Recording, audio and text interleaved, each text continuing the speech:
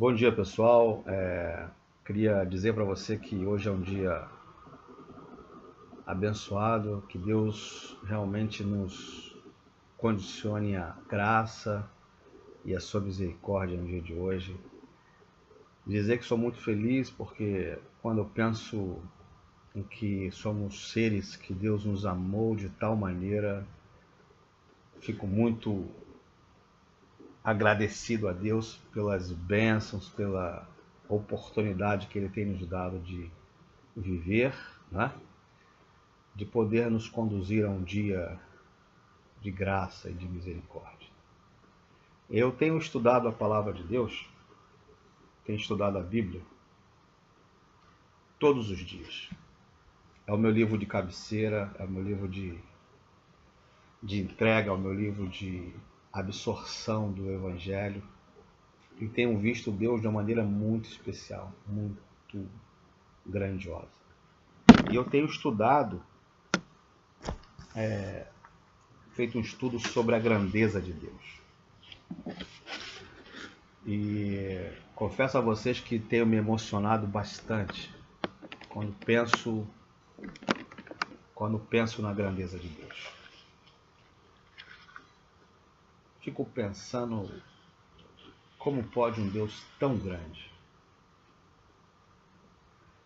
mas de uma grandiosidade monstruosa, maravilhosa.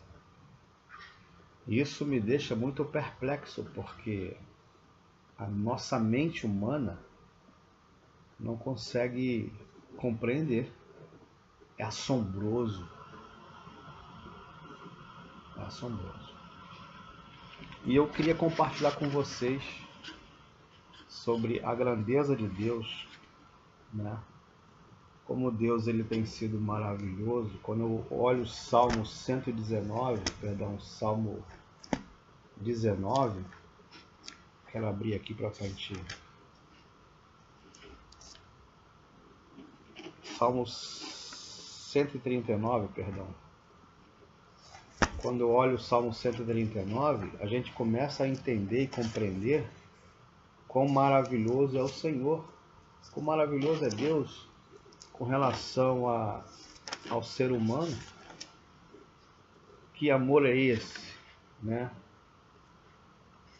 Salmo 139, eu quero ler alguns versículos assim, diz assim, ó: O Senhor, tu me sondas e me conheces. Tu conheces o meu sentar e o meu levantar. De longe entendes os meus pensamentos. É impressionante esse salmo. Cercas o meu andar e o meu deitar, conhece todos os meus caminhos, todos os nossos caminhos Deus conhece. Impressionante. Sem que haja uma palavra na minha língua, eis que o Senhor tudo conhece. Está fazendo apologia a uma atribuição divina de onisciência. Onisciência, Deus é onisciente, conhece todas as coisas. Tu me cercastes em volta e puseste sobre mim a tua mão. Tal ciência é para mim maravilhosíssima, tão alta que não a posso atingir. Não tem como a gente compreender. E aí o Salmo vai se desenrolando. Eu só quero ler esses textos. E o último verso do Salmo, verso 14, diz: Eu te louvarei, porque de um modo terrível e tão maravilhoso fui formado. Maravilhoso são as tuas obras, minha alma o sabes bem. Eu tive a curiosidade de, então, estar estudando aí a palavra de Deus nos seus originais, na sua maravilha. E eu queria fazer algumas considerações em relação a este salmo, a 1 Reis 8:27, que fala sobre a grandeza de Deus. Deus ele é infinito. E quando eu começo a olhar o cosmos, o universo, Eu realmente fico impressionado quão grande é Deus. Como diz aquela música, quão grande és tu, Senhor. Por exemplo, o universo, você sabia que o universo ele é finito? A física prova isso. Por que ele é finito? Por dois contextos da física, que é a radiação de fundo e um corpo negro. Né? Se você olha para o universo, você vê a massa escura do universo que ninguém explica. Quando eu junto a radiação de fundo e o corpo negro, eu tenho algo que é finito. Isso fisicamente histórico, fisicamente aprovado. E Deus, ele está numa esfera transcendental. Né? Quando aquele russo, astronauta russo, que foi à Lua, Yuri Gagarin, que a história conta, né, de Yuri Gagarin foi à Lua. Aquele russo, quando ele saiu da estratosfera da Terra, que ele olhou para o universo, né? Ele olhou para o universo e ele fez a seguinte afirmação: estive no universo e não vi Deus. Essa frase influenciou muita gente, mas muita gente, ao longo dessas décadas, né? Influenciou inclusive o evolucionismo. Mas eu quero te dizer que Yuri Gagarin estava certo. Ele foi ao universo, olhou para o universo fora da estratosfera do planeta Terra e ele não viu Deus. Sabe por quê, Yuri Gagarin? Se você estivesse vivo, eu te responderia. Porque Deus, ele é infinito e o universo, ele é finito. E Deus está acima do universo. Impressionante isso, né? Maravilhoso isso. Tem pessoas que perguntam quando é que Deus vai aparecer? Ou quando é que Deus apareceu? Essa é uma pergunta errada. Sabe por quê? Porque a pergunta não deve ser quando Deus apareceu. A pergunta deve ser quando o tempo foi criado. É impressionante quando a gente começa a estudar sobre Deus, né? Os teólogos, teologia, né? Os teólogos, eles se esmeram em estudar sobre Deus. Mas eu quero fazer uma afirmação de que a Bíblia, sem dúvida, é a palavra de Deus. Porém, o que foi revelado na Bíblia é o suficiente para a minha e a tua salvação. Só que não dá para compreender Deus na sua totalidade só com os escritos bíblicos. É uma coisa insana. A grandeza de Deus, o poder de Deus, a onisciência de Deus, a onipotência de Deus é uma coisa insana. Que a mente humana jamais vai compreender na sua totalidade. Então, o que está escrito na Bíblia, Deus revelou somente para que eu tivesse uma noção, um lampejo do que seria Deus. Porque quando eu olho para o universo e começo a entender e compreender a grandeza de Deus, não dá, é inconcebível, é insano. E eu vou te provar isso quando a gente começa a estudar. Deus não precisa de tempo. Deus da Escritura não olha para o futuro. Olha que afirmação. Deus da Escritura não olha para o futuro. Ele é o futuro. Deus não olha na frente para ver o que vai acontecer. Isso não faz sentido, porque ele já está na frente. Deus, as pessoas falam assim, Deus viu o que ia acontecer. Isso não é bíblico, porque Deus é. Simplesmente ele é. Ele não será, ele não foi. Deus, ele é. Ele é o futuro. Ele está à frente de todas as coisas. Isso é impressionante. Quando você abre a sua Bíblia em Êxodo, capítulo 3, versículo 13 a 14, quando Deus chama Moisés para representar ele diante de Faraó, e aí Moisés pergunta, mas se me perguntar, eu falo o quê? Você diz que você está vindo em nome do Eu Sou. Eu sou o que sou. Exatamente isso. Fora do tempo e fora do espaço.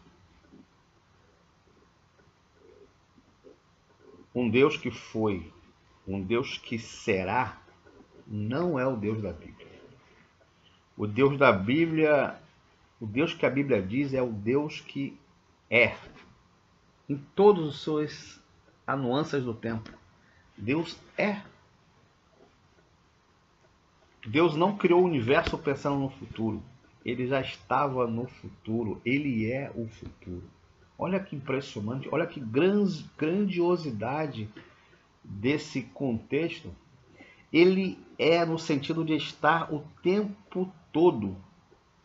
Todo o tempo. Ele está o tempo todo o tempo. Para você entender isso, você precisa entender o que é Kairos e Cronos. São expressões originais da Bíblia em relação ao tempo. Tempo no grego, referindo-se a Deus, sempre será Kairos. Observa isso, a diferença. E o tempo em grego, referenciado ao homem, sempre será Cronos, que é diferente de Kairos. A raiz da palavra cronologia vem da palavra do radical cronos no grego. Beleza? Então, cronologia. Você começa e termina. Referindo-se ao tempo do homem. Agora, quando se refere a Deus no tempo, é Kairos. Por isso que eu digo que a Bíblia deve ser um livro lido. Perdão, não deve ser um livro lido. A Bíblia deve ser um livro estudado. Tem muitas pessoas que falam, eu leio a Bíblia todo dia. E eu quero dar um conselho para você. Não leia a Bíblia. Que isso, Joel? Exatamente. Não leia a Bíblia. Se quer ler um livro, leia qualquer outro livro, menos a Bíblia. A Bíblia não é livro para ser lido. É livro para ser examinado, estudado. Porque depois de muito pesquisar, depois de muito estudar, eu cheguei à seguinte conclusão. Eu fiquei pensando há muito tempo sobre o que eu vou lhe dizer agora. A Bíblia diz que já só existe um Deus, só existe uma única Bíblia, e me perguntava, se existe um Deus e uma única Bíblia, por que existe no Brasil, no mundo, mais de 3.000 religiões com a mesma Bíblia? E aí cheguei à seguinte conclusão. As pessoas pegam um texto, por exemplo, vou dar exemplos. Um exemplo parabólico, fictício. Você lê lá, branco, B-R-A-N-C-O, branco. Vem pega a Bíblia no mesmo livro, no mesmo versículo, lê B-R-A-N-C-O, fecha a Bíblia e diz assim, é branco, mas o sangue de Jesus é vermelho. Aí nasce a igreja do vermelho. Mas não está escrito vermelho, está escrito branco. Ok? Vem o outro, abre no mesmo versículo, escrito B-R-A-N-C-O, branco. Fecha a Bíblia e diz assim, está escrito branco, mas o Calvário de Jesus era marrom. E nasce a igreja do marrom. Mas não está escrito marrom, está escrito branco. Vem um outro O mesmo versículo, a mesma Bíblia, escrito branco, B-R-A-N-C-O. Fecha a Bíblia e diz: mas o manto de Jesus era azul. Mas não está escrito azul, está escrito branco. Percebe? A confusão religiosa por falta de estudar a palavra de Deus. As pessoas estão lendo a Bíblia sem estudar a Bíblia. Ok? O que é estudar? São João 5,39. Examinais as Escrituras, porque julgaste nela a vida eterna. E são elas que testificam de mim, disse Jesus. Então eu não tenho que ler. Examinar é diferente de ler. Ok? Eu vou no médico e o médico, para ele tirar um diagnóstico meu, ele fala assim: estou com dor de cabeça. Estou com dor de cabeça. Minha cabeça doendo constantemente. Ele fala assim: para ele ter um diagnóstico apurado, verdadeiro de você, o que está acontecendo com a sua cabeça, ele pede para fazer um exame de eletroencefalograma. Ok? E diante do exame, ele vai diagnosticar a sua patologia. Na Bíblia não é diferente. Para mim entender e compreender a Bíblia, eu preciso examinar. E quando eu falo de Cronos, tempo do homem, e Kairos, tempo de Deus, isso é examinar a Bíblia. É ir lá para o original e dissertar, e perguntar, e entender, pedir ao Espírito Santo o entendimento da palavra de Deus, para que você não seja enganado. Porque a Bíblia diz em Mateus 24 que Satanás, se possível, enganaria os próprios escolhidos. Pessoas que foram salvas poderiam ou podem ser enganadas. Nem todo mundo que carrega uma Bíblia na mão, nem todo mundo que sobe o púlpito para falar da palavra de Deus ensina a verdade. Então nós precisamos examinar a Bíblia. Nós precisamos conhecer Deus para que possamos ser autênticos cristãos e compreender qual é a perfeita vontade de Deus e obedecer. Ok? Quando eu olho todo esse contexto, eu me emociono de quão Deus é bom. A Bíblia diz que o amor de Cristo nos constrange. Tendo por base, então, que o tempo de Deus é o Kairos e o tempo do homem é o Cronos, eu consigo afirmar que Deus está fora do tempo e do espaço, e que Deus não foi e não será, Deus é, sempre é, ok? Quando alguém pergunta quando Deus apareceu, você tem que ir para o Gênesis 1, capítulo 1, versículo 1, que diz assim: no princípio criou Deus os céus e a terra. Bereshit bara Elohim El Ha-Shamaim, no hebraico. No princípio criou Deus. No princípio é o início de tudo, mas criou Deus, quando disse no princípio criou Deus, Bereshit bara Elohim, Deus já existia. Para ele criar o princípio, pensa comigo, para ele criar o princípio, ele já existia. Isso é maravilhoso. Você já pensou nisso? Quando Deus cria o princípio, ele já existia. Ele é antes do princípio. Isso é demais, profundamente grande. Nós precisamos compreender.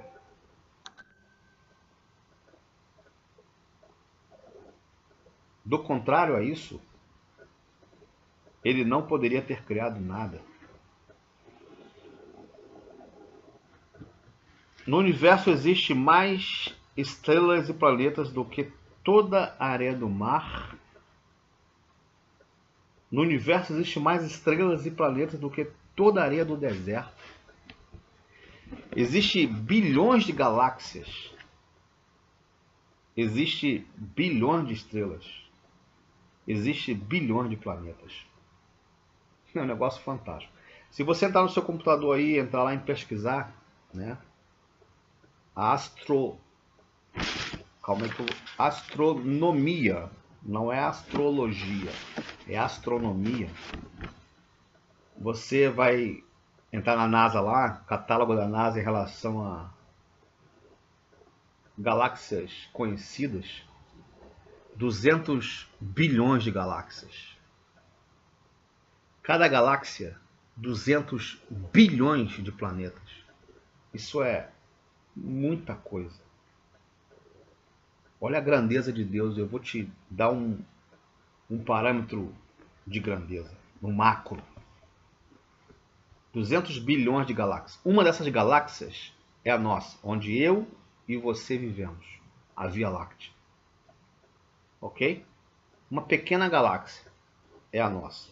A maior galáxia existente, das maiores galáxias existentes, são as elípticas, que é o nome dado lá pela NASA nas suas pesquisas. Ela contém, a elíptica contém mais de 1 trilhão de estrelas.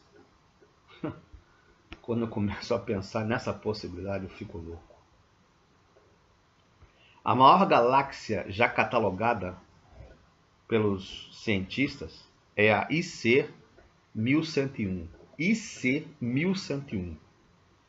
Ela está a 1 bilhão de anos-luz na constelação de Serpente. Você pode entrar e pesquisar isso, eu acho fantástico isso. É a maior galáxia do universo conhecida. A IC 1101 tem mais de 50 vezes o tamanho da Via Láctea, a nossa galáxia. Mais de 50 vezes o tamanho da Via Láctea. E 2.000 vezes mais massa do que a nossa galáxia. Muito grande. Quando você olha o universo, é muito grande. O nosso Sol é um Sol de quinta grandeza. Preste atenção no que eu vou te dizer agora. O nosso Sol é um Sol de quinta grandeza. E fica a 150 milhões de quilômetros da Terra. 150 milhões de quilômetros da Terra. Ele é 1.300 vezes maior do que o nosso planeta. O nosso Sol, que é um Sol de quinta grandeza, é 1.300 vezes maior que o nosso planeta. Ok?